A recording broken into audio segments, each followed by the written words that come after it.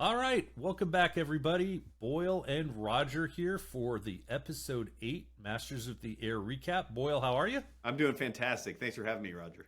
Good deal. So can we publicly congratulate you at this point? Yes, please. All Please right. publicly I, congratulate me. I am in the presence of Dr. Lance Lewis, Doctor of History. Congratulations, Boyle. Yeah, thank you so you much. want to give us a brief recap of what your doctorate is in? Sure. So my it's a PhD in war studies, Mhm. which is multidisciplinary in international relations, military history, and defense policy. So whereas a military historian, which is also very important, might look at, the Shermans versus Panzers and really get into the nitty gritty of production, calibers of weapons, different engines as they, very finite detail on the military aspect. Whereas a war historian is going to look at really the geopolitical, operational, will certainly look at the tactical as well. But what are the socioeconomic, social changes that happen because of war, and the politics behind it as well. Well, very nice. Congratulations. Thank you. And this, I didn't mean for this to go this way, but this is going to turn into a little bit of an inadvertent plug, I guess, because, gee, what did you write your dissertation on? Yeah, so I wrote my dissertation on the United States Marine Corps' adaptation of air power during their small wars campaigns in the Banana Wars, 1919 to 1933. Right. And if you wanted to talk to a war historian and a military historian together talking about that very topic, you could do that on our podcast show. That's right. On Authentic Media, where Boyle has been kind enough. We are one of two parts into just discussing that very topic. So That's exactly if right. that sounds interesting to you, take a look at Authentic Media on Yeah, I think it sounds on the fascinating. podcast. And Yeah. I know I would go listen to it. Right. That's more of a compliment than most people realize, because one of the worst things about doing something like this is listening to yourself. That's right. So if you say you're willing to listen to yourself, it's a quality product. That's right. But in any case, well-earned congratulations. Thank you so much, Roger. Thank you. And with that, let's go ahead and get started on episode 8, which is bittersweet for me in a couple ways. One of which is we only have one episode left. That's right. But as you'll hear as we discuss, not the best episode for me. Yes, and I think from the Lewis household as well, Yeah. not the best episode as well. And we'll save that, maybe a little spoiler for the ratings, but Yeah. yeah. So, and I've seen reviews online that have gone both ways on this one. So if we see, you can decide what you think with our review and what you saw yourself. But let's recap what we saw, again, not chronologically, but topically in the episode, just to reset everyone. We're doing this one a little bit late, so it's not going to come out till Friday, the morning that episode 9 will air. So That's right. we're doing episode 8. We get to meet the Tuskegee Airmen finally after all this teasing and all this lead up, something I think we were both really looking forward Yes. to. And then we get the run up to D-Day, and we do get D-Day, but mostly told through the eyes of Crosby, who, at least according to the series, sleeps through it. That's right. And we'll get to that. We return to Stalag Luft 3 with some pretty key happenings, obviously with the D-Day invasion, Western allies on the continent. The Russians, they mentioned at the end, are in East Prussia, which we'll have to look at the time jump there a little bit. I think that's mostly accurate, but it might be a little confusing to people That's right. with the time jump. And then we come back and we see Sandra briefly, but we're not really sure what she's doing. And I think Zoe probably had the best assessment of what they're trying to portray. But let's go ahead and dig into all this. Okay, great. All Let's right. dive in. So let's start with the Tuskegee Airmen, because for me, that was going to be the most interesting part of the episode where they were introduced, because we've met the 100th, right? We've met these guys, and the Tuskegee Airmen are an immense part of American history, an immense part of military and Army Air Force / Air Force history, and have this really interesting story. I'm probably underselling it there a little bit by calling it just interesting. But let's talk about what we saw compared to what really did happen. So we get an opening scene in P-40s, which surprises people. It does surprise people because when people think of the Red Tails and Tuskegee Airmen, they automatically think of the P-51. But that didn't come until very late in their kind of the arc of their development and career. Right. And we're seeing them in about, it's a little unclear, right? I think that first scene is actually late 43 because that's, I am going to butcher the name and I apologize. That's right. Pantelleria Island, Yes. I believe, is what that's supposed to be portraying. I think it's supposed to as well. And so of course, if you're going to talk about African Americans, or we could say Japanese if we were talking about the 442nd Regimental Combat Team, but in this case, African Americans in the U.S. military in the 1940s, segregation's a thing. You have to talk about it. You have to talk about how they were treated. And I don't want to belabor the point through the episode, but I think everyone can agree they were not treated well. That's exactly right. Right. And why am I bringing this up? We'll talk about this a little bit because Colonel Davis is portrayed in the episode having some discussion and some mentorship. But to nail down on the P-40s as the military historian, right, instead of the war historian, that was a great definition. Easy to go, oh, they got the old leftover P-40s. And I'm sure that they were not originally first in line for P-51s, but probably worth pointing out, not necessarily a slight, as there was a significant part of the Western Air Forces that used P-40s right through the end of the war. They did, absolutely. And in fact, when the Tuskegee Airmen got their start, which was during the invasion of North Africa, and they came out, everybody on the American side, they're all flying P-40s and P-47s because the P-51 hadn't been developed yet. And it was a pretty good air-to-ground platform. And that was the top of the line. And so everybody had that. Right. And it was a very solid aircraft. It was a good aircraft. And we see them using it. I alluded to Pantelleria Island. Operation Corkscrew was actually theirs, the 99th Fighter Squadron's first air-to-air combat, but we don't even get to see that. We do not. And there was a lot of controversy coming out of this and a huge fight for the Tuskegee Airmen coming out of Operation Corkscrew. Their group commander, when it was all said and done, and they did, spoiler, they did just fine, but their group commander made some comments to Time magazine and said, oh, these Tuskegee Airmen aren't doing that great and they're subpar compared to everybody else. And Benjamin Davis was so incensed by it, he went back to Washington, engaged General Arnold, who was in charge of the United States Army Air Forces back in D.C., so he's kind of like the chief of staff of the Air Force, essentially, and goes all the way up to George Marshall, who's the chief of staff of the Army, so and essentially kind of running the war, right? The main player. Those of you who've heard of him, and so Marshall instigates an investigation into it, allows the 99th to stay there, and the investigation comes back. They are performing exactly the same as everybody else. Yeah, there is zero difference between African American pilots and this fighter group and white pilots. Yeah, absolutely. So just to sort of round out that thought for people who aren't as familiar, the Army Air Force at that point is part of the Army. Yes. So this is why it goes from Hap Arnold, who's sort of like the chief of staff, but they're not their own service. That's right. It's similar to the Navy Marine Corps relationship at the time, but different. That's right. And you're absolutely correct, Roger. Yeah. Yep. Now, it was surprising to a lot of people, I think, to see the Tuskegee Airmen introduced in an air-to-ground role, since their popular fame comes from the bomber escort work, but they did do this ground attack that we saw. We saw them do air-to-ground, and as I said, in Operation Corkscrew, which was the bombing of Pantelleria Island, it was notable because it was not just fighters bombing. There were medium bombers bombing. I'm not sure if there were heavy bombers. And what was the claim to fame of that campaign?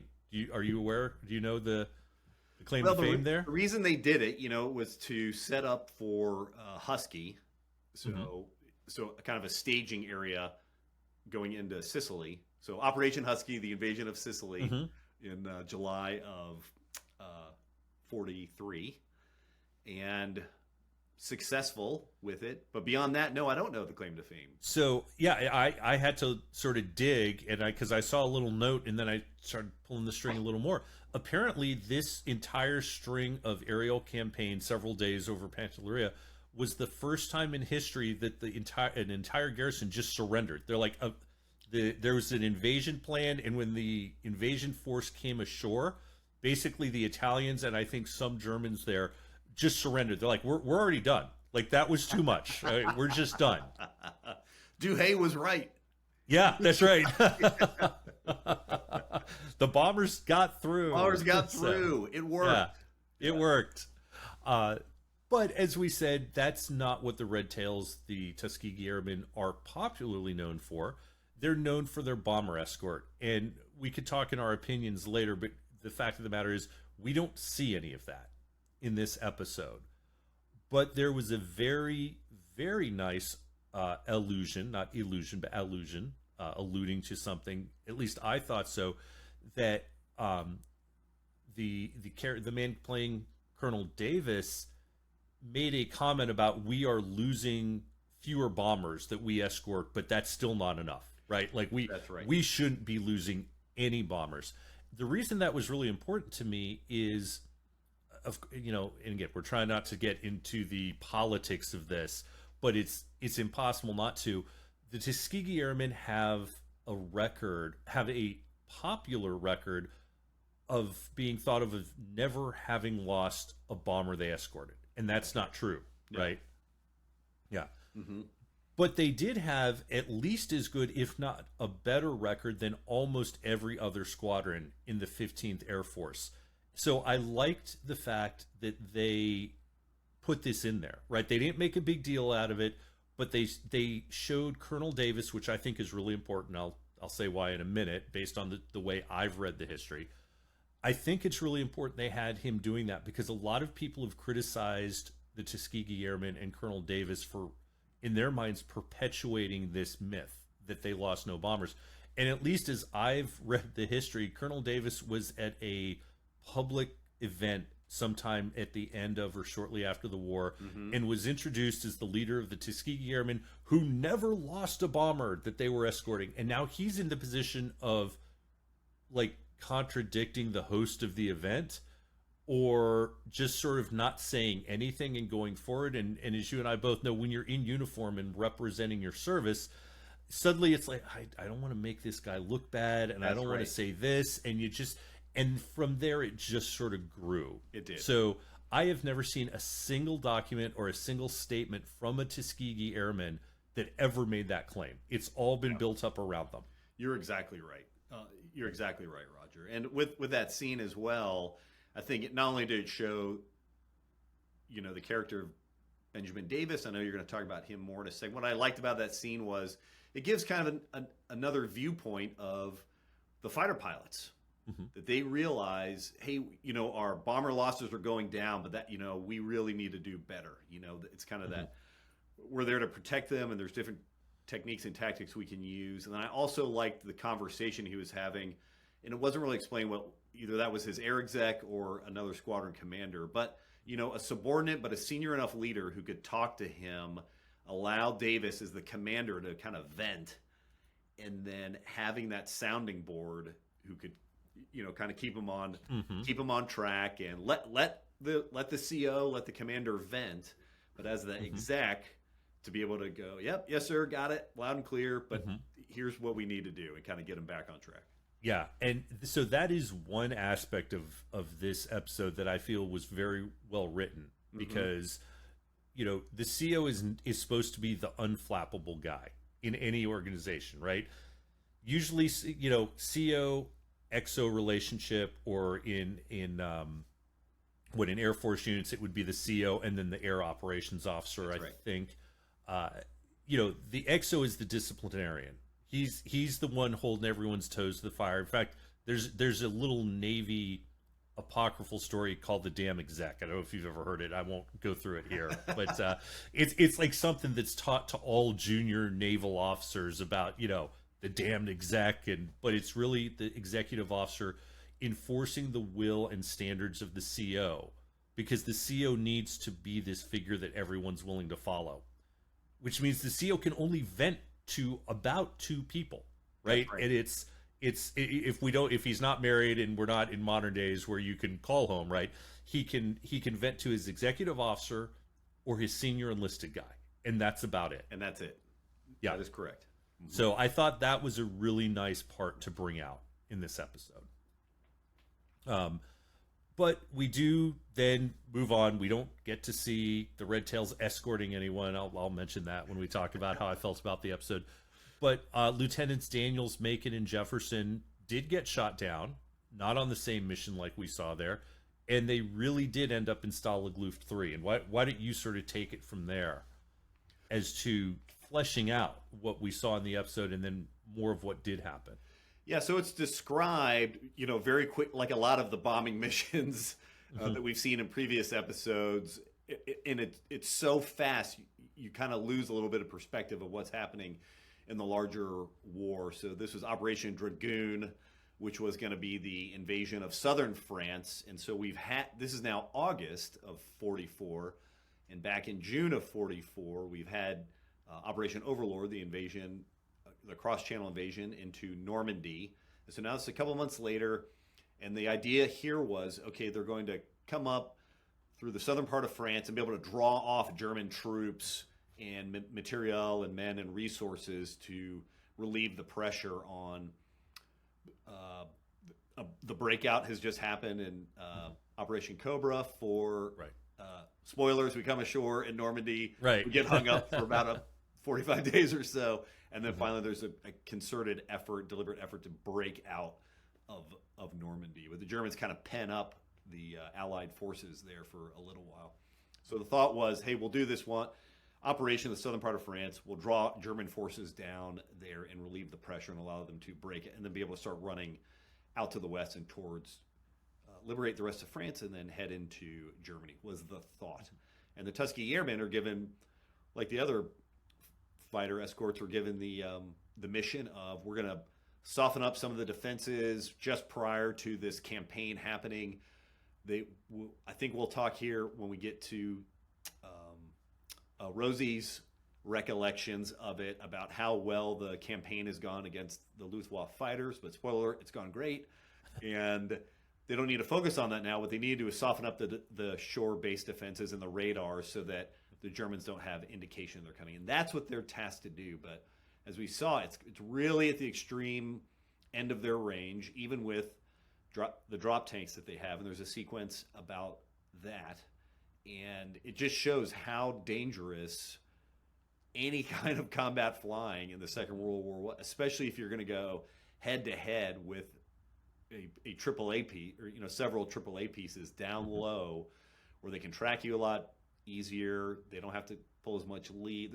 It's much easier for the defender when the aircraft is down low, that they're going to end up taking some shots. And the P-51, while a great aircraft, is not as rugged as a P-40 or a P-47 or some of the heavier ones out there. And we see the effects of that during this. So that's kind of the larger picture on why the Tuskegee Airmen are headed over. But yes, they're shot down and then immediately captured and then taken to Stalag Luft 3. And there's an interesting, I'll just kind of close with this kind of rant. Sorry, Roger. No, all good. Despite, the illusion, we don't see it really in this episode, but it's certainly alluded to the racial inequality, the segregation, the racism that they've experienced. And they are not experiencing that when they're captured by the Germans. Right. The Germans are treating them just as any other pilot. Yes, they may use racial slurs, but they are not segregating them somewhere else. They aren't immediately throwing them into a concentration camp. They are treating them as downed officers of the Allied military. And it's ironic that their first equal treatment is from the enemy forces. From enemy captors. Yeah. And then, because we see the interrogation scenes and we see the use of, again, the intel that the Germans are able to pull out, and we see the angles they take on them, and sort of a nice little Yeah. soliloquy there about, America's not perfect, but name someplace better, Yeah. right? Because let's not forget that while the interrogator is making this pitch to the three African American pilots, almost literally right down the road, right? There's death camps. That's exactly right, and it's a double irony. It's irony that they're being treated just purely as military officers, that they're being pitched by the Nazis, right? About how racial inequality is unfair in the United States, and this is coming from the Aryan master, right? The Aryan master race. Yeah. I think double irony is a good term for that. So we see them get integrated into the camp. Maybe that's not the right term at this point because there's a little bit of friction there. But let's take a quick moment to reset Stalag Luft 3 because in the series it jumps a little bit, and there's these worries about the SS taking over the camp after the Great Escape, which I believe does come to pass, right? It does come to pass, and they do come in, and you see we just get little hints of it, but it's a little more, it's a tighter control, more no notice inspections, more kind of on edge. You can almost feel that palpable in the episode. Not that it was a picnic beforehand, but the tension has now ratcheted up, and now combined with they're all a little shabbier, a little skinnier, a little more frayed at the edges, mentally, physically, as we've gotten to this point now.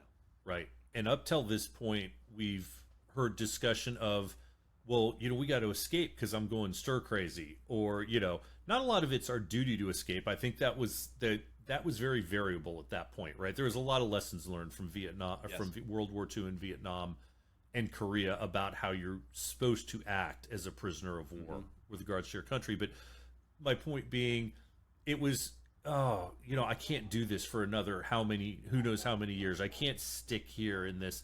And, maybe it's our duty. But now the SS is taken over. And the Allies have landed. We'll talk about that in a minute. And the Russians are across the East Prussian border. And the senior officer president actually says we need to prep for one of three eventualities. We might be forced marched out of here.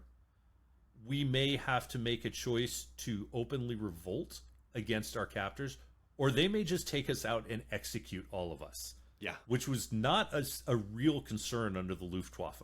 It was not, and I really like that scene where they kind of wargame and they're thinking about, okay, what are the possibilities here as the Soviets are coming from one side and the Allies are coming from the other, and Germany's being crunched in the middle, and just trying to be as realistic as possible, and knowing that any three of them, there are equal possibility that any of the three could happen.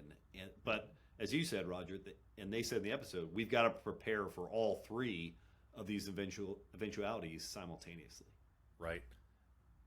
For me, I don't want to get too far ahead because I think we'll have a lot to talk about in episode 9 based on what I've seen from the trailers and the coming scenes. Yeah. But there's a lot of motivation for the Germans to start moving in different directions, and we'll talk about that next time. But the realization that there's 3 COAs, or courses of action, if you will, leads the camp leadership, meaning the POW leadership, the American leadership, to say, we need to get prepared for those eventualities. And really, there's only 2 things we can do. One is to start squirreling things away that we might need, and the other is to get ourselves in the best physical condition that we can. That's right. Which are, in a way, very non-complementary things when you're already working at a low caloric intake of whatever they're going to bring you. But we see them doing it. And so, for example, the stump puller, right, that we saw, that was very accurate. That they really did that. Yeah, they really, really did do that. Yeah. Yeah. So very interesting to see that, they're making these preps and we're getting ready to go. And we do see some stress between Buck and Bucky, right, that we could talk about in our opinions, because I'm interested to see how much of that was played up. And if it wasn't, then what I took away 2 potentials from what I saw in that scene. And we could talk about that in the opinions. So that's what's going on at Stalag Luft 3, and of course we get the three Tuskegee Airmen come in, and they everyone sort of takes their lead from Buck, right? And he does this sort of very 1940s cool guy, nonchalant. Okay, I'm just going to treat you like everyone else, and most of the people are going along with that. So again, being a leader, setting the tone, and then realizing these guys have something to offer. They have something to bring to the table. They do, and it is both engineering skill rather, and then also Jefferson is a talented artist, and we see him doing kind of a pinup girl. He was doing some drawing on the bar before their mission where they got shot down, and now he's able to, I think earlier in the episode you see this like terrible drawing of Europe as they're trying to plot out where things are happening and doing their best, right? Yeah. And then Jefferson comes along, and it is a very detailed, accurate map. Yeah. He has paid attention, like, here's where we got shot down, and he knows the route. Or best to his recollection. Sure. We don't see that. He probably had a hood on, or traveling in a boxcar or something. But he knows, like, okay, there was a rail network, and then we got off in this town, and this is what it was like, and it was by this river, and da-da-da-da-da. He's got all this fine detail in there, including names of different cities and towns in France and all over Germany. Yeah. I love the law. Well, it's not to scale. I mean, here's this, almost cartographic map, and he's like, it's not to scale. And Buck, of course, is like, okay, don't look at my stick figures over here, that I did. Right. But while all this is going on, we've got the action going on back in England, and we're running up to D-Day, and this really focuses this portion on Crosby. So let's talk through what is Crosby really doing, and then let's talk about why things like that happen. So this is really happening in the run up to D-Day. They start really ramping up their bombing, obviously, and then we'll talk about D-Day, the 6th of June, here in a second.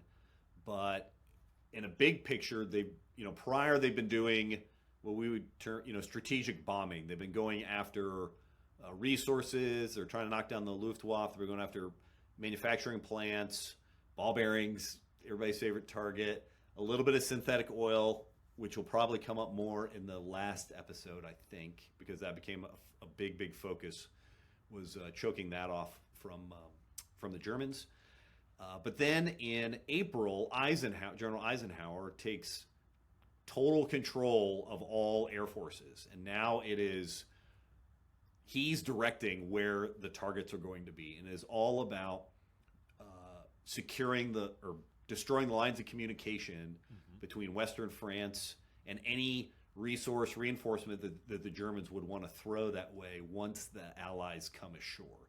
And so now it's marshalling yards, bridges, trains, all those kinds of things, staging areas, any kind of supply dump that they can possibly find, but it is very almost tactical in nature, but Eisenhower's the one directing it. And it's going up and up and up. And then for D-Day itself, it is going to just be this mass chainsaw of bombers quickly going over, bombing, coming back, reloading, going back again. And so for what your typical mission, like we've seen before, okay, the 100th might send up, I'm just going to make up a number. By this point, maybe 20 aircraft, 25 aircraft out of their whole group. And so they'll take a couple of days to plan, or even if they have a day to plan, they plan, it'll take Crosby all day to plan that one route, and then they'll go execute it, and then maybe a couple of days later they'll get another one. But now he has to plan multiple routes for multiple days and have these in the can ready to go for when they want to execute it, because now the operational tempo has just gone through the ceiling, and it's like nothing that they've experienced or seen before, anybody. Right. And it's not, so the missions are much shorter. So I think Rosie alludes to multiple in one day. That doesn't mean it's any less work per mission for Crosby. Like he's essentially, so your whole point is he's doing 10, 15 times the work he would normally have to do. And for security reasons, this isn't being promulgated weeks or months ahead of time so they can plan. there was an entire deception plan that went around this, and to help secure that, they weren't telling anyone where the invasion was exactly going to happen. That's exactly right. And then they locked, and this was alluded to, they locked everybody down to every camp, and it's not just the 100th. Every staging area, every airborne camp, every shipyard, everybody was confined to their camps. Right. And Band of Brothers, there's the great scene where Winters and the CO who goes down in the night of D-Day, and I'm blanking on his name right now. They're like, I had a compass on the last jump, and he's like, all right, let's take it with my my timings, and they figure out, and they're like, well, this is the arc of travel, it's got to be Normandy. The guys in the 100th don't have that. That's right. They have no idea where this is coming. So Crosby is doing this all just having to get through it. And I'm sure he had his staff and there were people helping him, but he's running on the uppers, right? By right before D-Day. That's right. And then what do we see happen?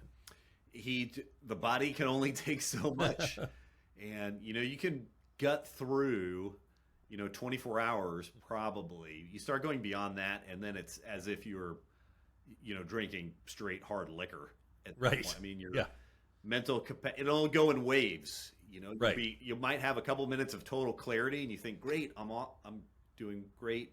And then, a big crash, and then those sine waves just start getting more and more extreme. And then the highs start becoming down, and the lows where you just feel out of it, you just want to collapse, as we see happen with Crosby. Yeah. But you can only go so far. Yeah, and did he actually collapse? He did. Or was yes. Okay. Yeah. And then the next thing we know, Rosie's waking him up. Yep, that's right. And so he actually slept through D-Day. Yeah. As far as I know, he slept through D-Day. Yep. And I get it. I think I've talked to Sunshine on one of the other shows. Like, I had a moment, in not trying to compare myself to Routing D-Day, but on my division officer tour, when there were me and one other officer were our only qualified harpoon engagement planners, harpoon cruise missile engagement planners. I was the ASW officer, so I had to be involved in every ASW certification exercise. Plus, you're still trying to get your swivel pin and your standing bridge watch. And my counterpart on the harpoon had to go on emergency leave for a death in the family. So we're doing our final certification for the ship, and I'm running 2 harpoon scenarios a day, an ASW scenario every day, and standing 2 watches a day. And each of those are 4 to 5 hours long, plus a ship-wide general quarters for anything else. Like, I'm on some schedule for 20 hours a day. Yeah. And I remember about day 3, I'm just sort of like, a zombie.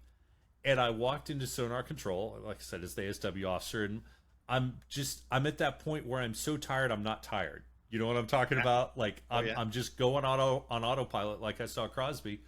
And my chief, bless his heart, right, grabs one of the chairs and is like, sir, you gotta rest. Like, you have got to rest. And I'm like, no, I'll be okay, chief. And I'm like, what, 23 at this point. My chief's much wiser and much more worldly than I am. He goes, all right, I get it. Maybe you can help us with something then, right? We can't quite figure this out. And you're an ASW officer. You're not trained to read these scopes, right? You're trained to do the tactics, what they're telling you. He goes, he puts me in a chair and goes, okay, this is what we're getting on the waterfall display of the sonar, right?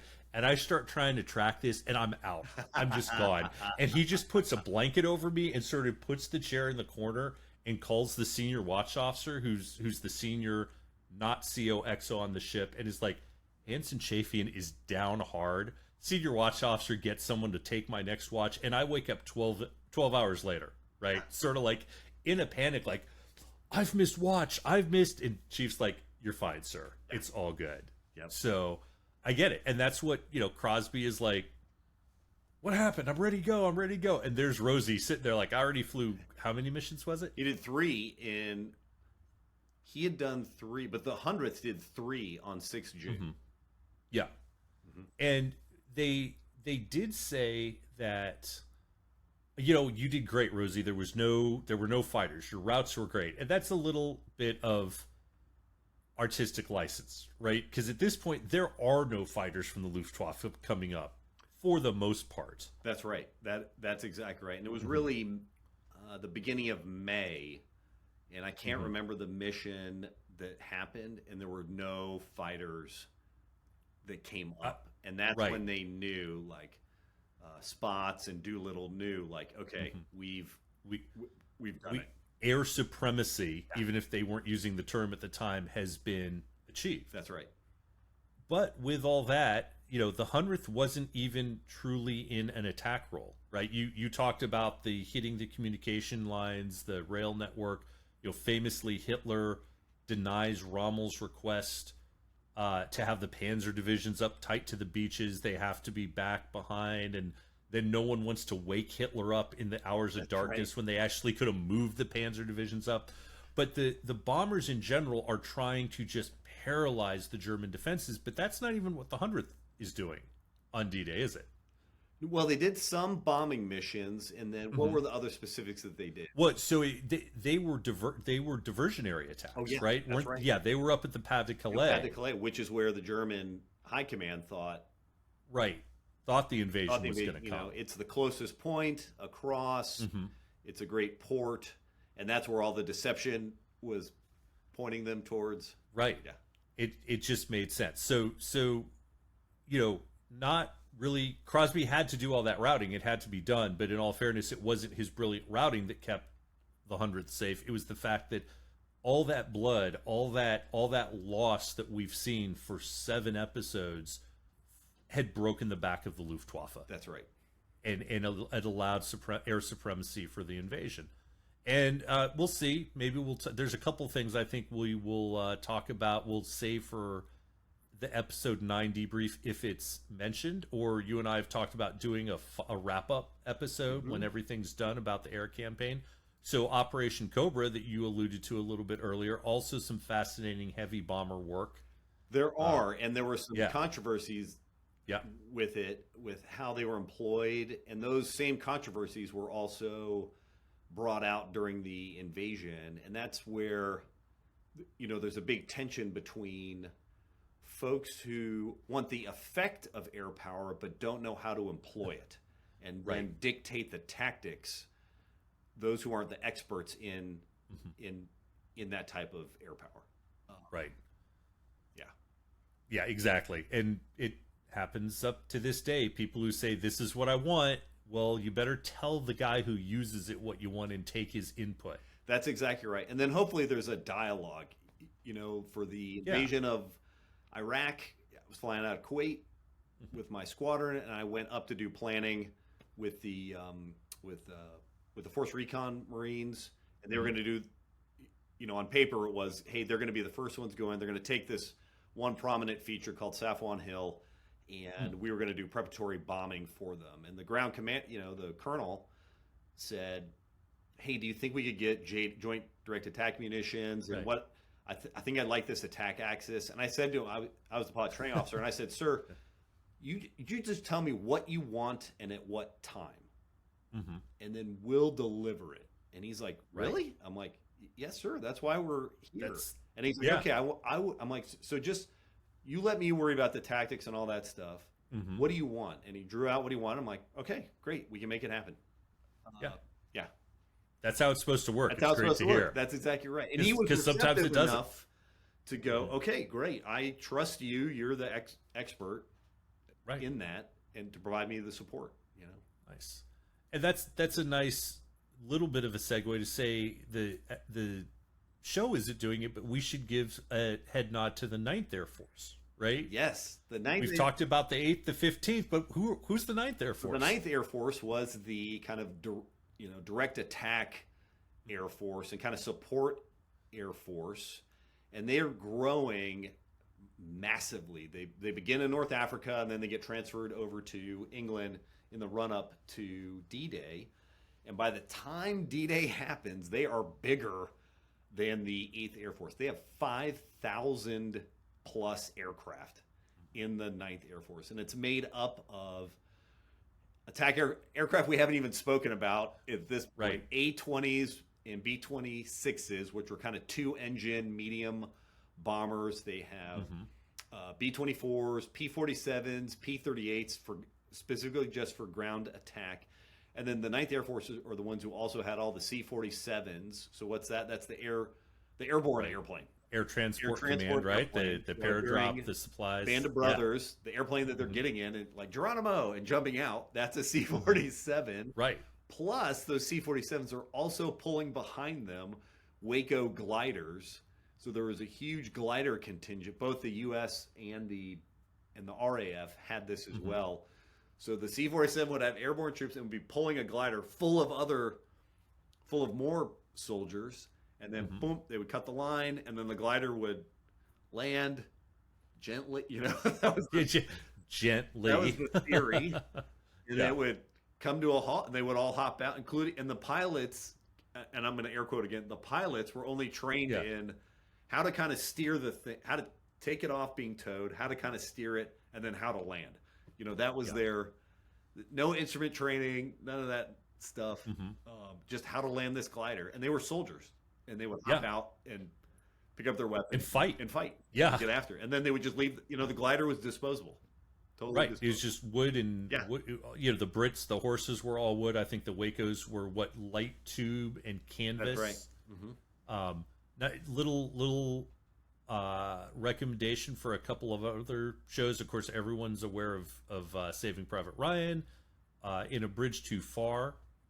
Both of them sort of allude to one episode that I think happened during D-Day, not during Arnhem, which is A Bridge Too Far, which is, to your point earlier of Ask the Experts, it's the general who wanted his Jeep with the extra armor plating, and it's just too much weight for the glider, and everyone in the glider dies on landing. So, good mention of the Ninth Air Force, who put in yeoman's work, and their RAF counterparts, the Tactical Air Force, who... there's a whole nother discussion about rocket firing Typhoons and how effective they were. But rocket firing Typhoons are the Western equivalent to the 88, right? Any Panzer who got attacked from the air, it was a rocket firing Typhoon. That's exactly right. Yeah. So we see D-Day happen, but before that, we get this almost montage sequence, right? Like I feel like I'm back into a 80s almost action movie, and we don't have the metal music going, but we get the montage of Sandra. And so what in the world is going on here? Was any of that in the book? None of it was in Masters of the Air Zero, other than which we've discussed in earlier episodes about how at least French and Belgian women were some of the prime players in helping downed airmen escape down to Spain and then get repatriated back to England. But I think in our last episode we mentioned just briefly British women who were trained, who spoke fluent French, no accent, knew the customs, had probably lived there before, had intimate knowledge of the area, and then were inserted into occupied France prior to D-Day in order to help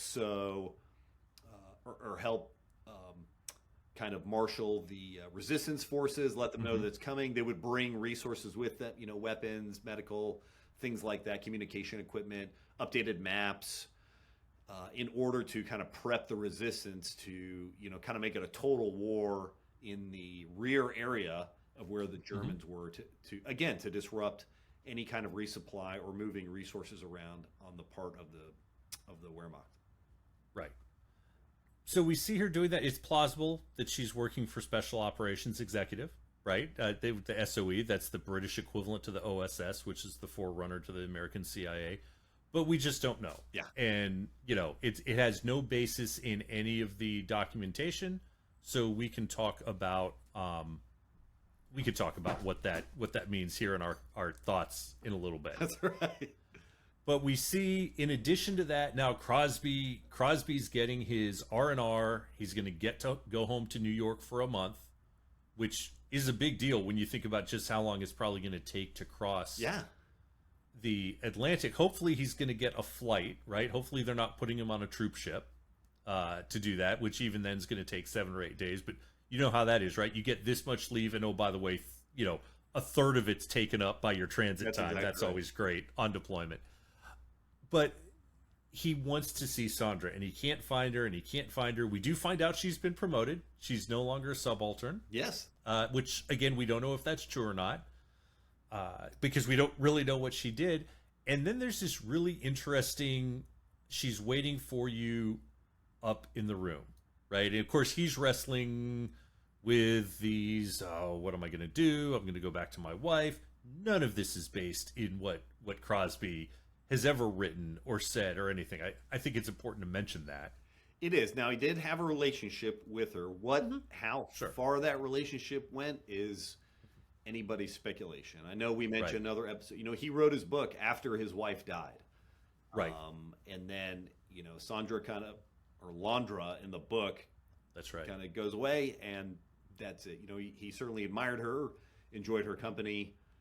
That comes out clear in his writing, but what the relationship was, what were the details, the specifics are anybody's guess. Right. So this will be maybe a nice segue to what happened in the episode and our thoughts on the episode. Okay. Right. So he gets up to the room. He's super excited to see her, and there's what is essentially a Dear John letter. That's right. To him, like, hey, you need to go back to your wife. You're great. It's been terrific. And yeah, this is all conjecture, right? This is, I don't want to say made up out of whole cloth, because that makes it sound like they're lying. And I'm not saying that. I'm just saying no one knows. No one knows the nature of their relationship or how it ended for sure. But we're getting there. And I'll just, spoiler alert, Roger did not enjoy this episode as much as any of the others. Though, as I've said, there's a couple little moments in it that I think are brilliantly written. And I really like the Dear John letter, because on the one level, highlight for you. Huh. It was one of them. It was one of them. And I'll tell you why. Because on the surface of it, it could be just taken as, you know, I'm doing a dangerous job and you're married and we shouldn't be doing this, and I can't afford to be doing this. But I'm sitting here thinking to myself, it's after D-Day, but only a day or two. And this is a great point to mention some of the things I guess I wish I could have seen. I'll talk about that in a minute, and remind me if I don't. Lysanders. Do you know what I'm talking about? The aircraft? Yes. Remind me if I don't, what things I wish I could have seen. I don't understand how she's coming back from occupied Europe within a couple days of the invasion. So in my mind, I'm going, this is sort of supporting the SOE narrative, because he keeps calling for her. They sent someone up there to put some lipstick on a glass and write a Dear John letter. Yeah. And be like, get away from her. Just leave it alone. Yeah. And not even tell her that ever happened. And let her believe he fell off the face of the earth. So for me, I'm like, well, if we're going to make this up, that at least is plausible to me. It is not plausible to me that she managed to come home all that way from a mission like that and be like, but I don't want to see this guy. You know? And there was just, I could go back and look at the other episodes, but there was something about Sandra throughout all of this, and she was wearing makeup, but the women in the 40s all wore makeup. The lipstick on the glass, there's just sort of the whole nature way everything was going. It didn't feel like her to me. So I was like, all right, Roger. I'll give him credit here. Maybe they're telling the story that this is an SOE. We're making you two wash your hands of each other. Yeah. Oh, that's an excellent. I did not even see that. To me, it was more of the, okay, now we, as an audience member, we're supposed to kind of have the mental debate about the morality of it, and, human connection and human need in time of war or extreme situation. And now reality comes knocking with, he's going to go on leave and his wife is going to meet him there. Right. And, the kind of tension in his own mind. I did not see the tradecraft behind everything like you did. It's my nasty, suspicious mind. And that's what you get from an anti-terrorism officer, right? Everyone's lying. I just presume everyone's lying to me. But that being said, as I said, we'll move to closing thoughts, which at least for me are going to be a little bit longer than normal, because there's so much I want to critique in this episode. didn't like it. I did not like this episode, which is horrible because I wanted to like it, and I'm so disappointed that I didn't get the quality I wanted from so many things I wanted. And I'll start with the Tuskegee Airmen, right? There's so much to talk about there. There's so much of their history of what they had to go through, and it's great to allude to it, and they did.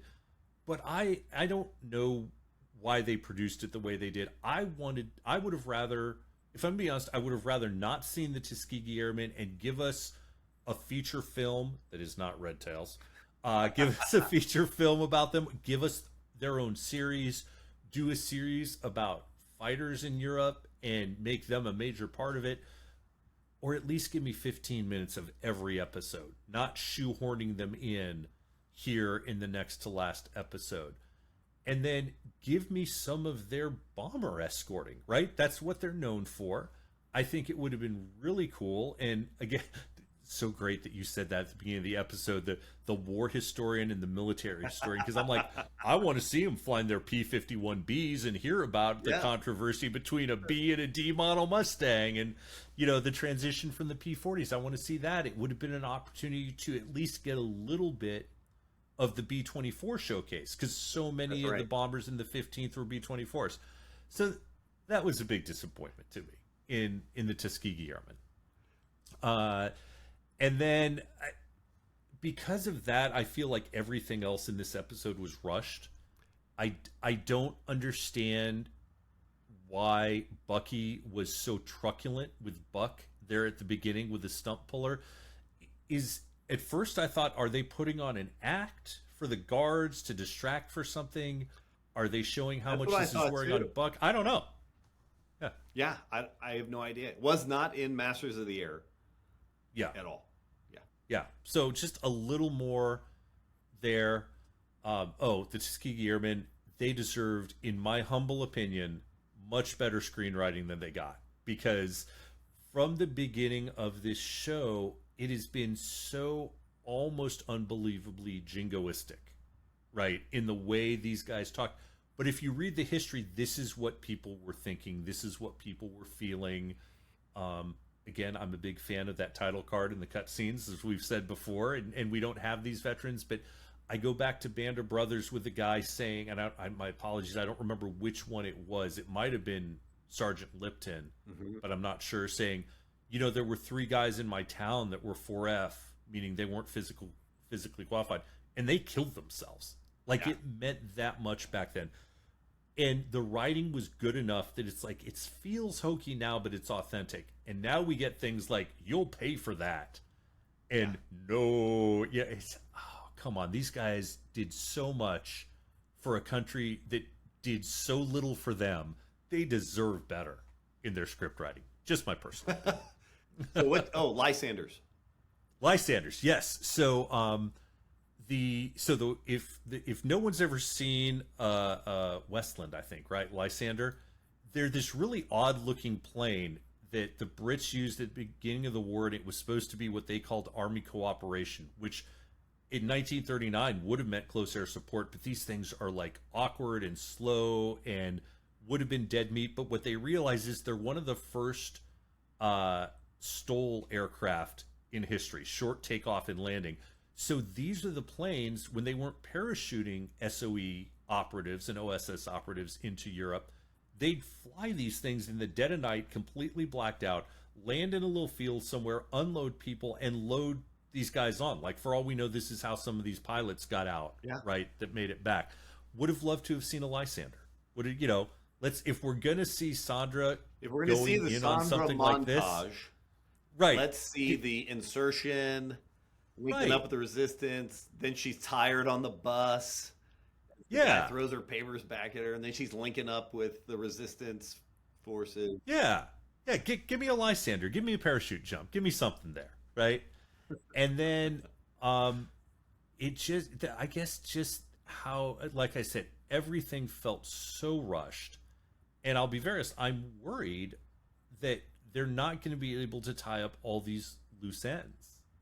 It feels like it was a little bit too much, and we haven't fleshed out, to me, we haven't fleshed out enough of what's going on in the prison camp and what we need to get ready for it. I know the last episode is supposed to be longer than the average episode, and really the job, not the job, the role, this dramatic high losses, people dying in droves, that starts to wrap up here in the summer and fall of 1944. You're starting to get sort of milk runs, right? You are, but the 100th it'll be interesting. We'll see what happens in the last episode, but they still in October, November of 44 they have a mission. I think they lose 12, another one they lose 10. And it's still... So it's not over, but what are we going to do? Like, how are we going to bring all this to fruition? So that worries me. So I guess at the end of the day, I'm going to go as low as a 2.5 star for me. Yeah. Whoa. So much potential, and I was left wanting so much. Wow. Holy cow. I'm shocked. Yeah. Roger. Okay. Yeah. It's the military. It's the military historian in me that so desperately wanted the difference between the D and B model Mustangs. Yeah. I'm flak happy after that. Okay. I just don't know what to think anymore. Okay. Well, what were your thoughts? So my rating, I was going to give it a 3.5. So my lowest of the series so far, for all the same reasons that you mentioned as well. There was a lot that they were trying to accomplish in this episode. I did not think the writing was as strong in this one. And like you, I was really, really excited to see, the Playtone production depiction of the Tuskegee Airmen, and to have them come in here at episode 8, it just does it a disservice, in my opinion. What they had was good, Benjamin Davis, some of their, what was going on in their mind. I can see the connection there that they're making with Stalag Luft 3, but had they done it, we talked about this before we started recording, it would have been better to have their story being told in parallel. And then now we have the connection happening here in episode 8. And now suddenly they're introduced, and there's an airplane change, a mission change. Right. Like all this stuff has happened. You've covered a year's worth. Yeah. A year's worth of Tuskegee Airmen, history in moments. In maybe 18 minutes of episode. Yeah, like Sandra got a better montage than That's right. Tuskegee Airmen. Yeah, years worth. The person of history. who sort of didn't exist. Yeah, that's right. Yeah, that's right. Who may or may not be a real person. So again, I was a little disappointed with that aspect of it. There were things that I liked. I liked the, how hard it is mentally and physically tasking it can be, how all the blood that they've paid is paying off in terms of their strategy to enable the D-Day landing. Again, for me, some tactical controversies that I wish they would have brought up, and we kind of talked about some of those as well. But again, it was rushed, too much going on here. Brand new, introduced, not enough lead in. It's like, what? And Zoe and I were having to pause and kind of talk about, like, wait, what did he say? Like, what's happening here? Back it up, because there's so many layers to it, but it's too fast. I think so. Did not do the Tuskegee Airmen the justice that they so richly deserve. And then Zoe's rating was a 3.7 for all the same reasons. She was super excited to see the Tuskegee Airmen. It's in the intro. Every time from day one. Every episode, she goes, "When are they coming in?" She really wanted to hear that story.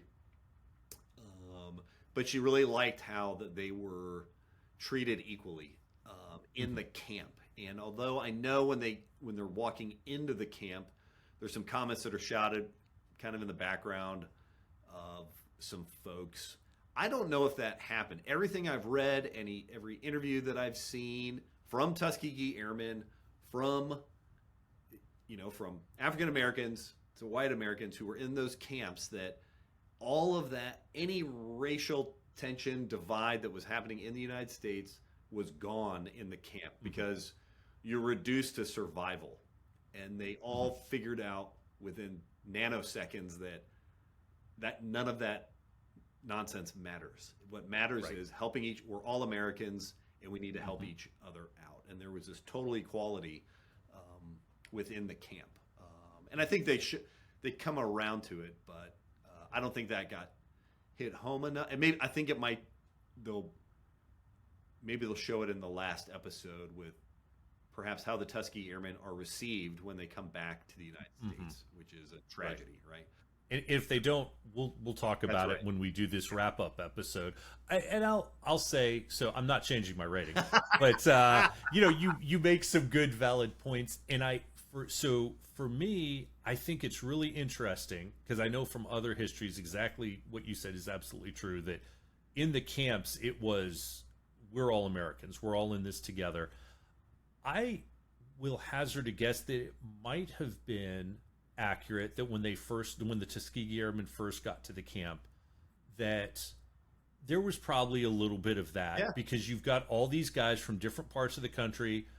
I'm willing to bet some of them have never been in close contact with an African American in their lives. Right? Yeah, it's valid. So between you and I and our careers, like, we've had a couple of different integrative moments in the military, right? Of different things that used to not be okay became okay, be it gender or orientation or anything else. And this is why I come back to that scene with Buck and just go, it's always about leadership. Because if those things did happen when they were walking in the gate, good leadership is going to, by example, essentially say, I am not having that on my watch. That's right. Yeah, you're exactly right, Roger. So, I think that was a high point, and as I said, there were some high points in there for me, but I am hoping that 9 just brings it all together for me, because I felt like we were on a really good arc with the series. Too. I really did. So okay, that's what we think about this episode. Right. I don't know, man. I was just like, I was deflated after this one. I just, I was... Maybe they're knocking us down to build us up. That's right. Final episode. That's right. Yeah. Yeah.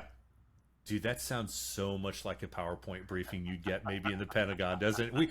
We have to underachieve to overachieve. Not pointing that at you. Just saying, how many times have we seen those PowerPoints? Yep. So, all right. So that's it for episode 8. Really looking forward to this next one.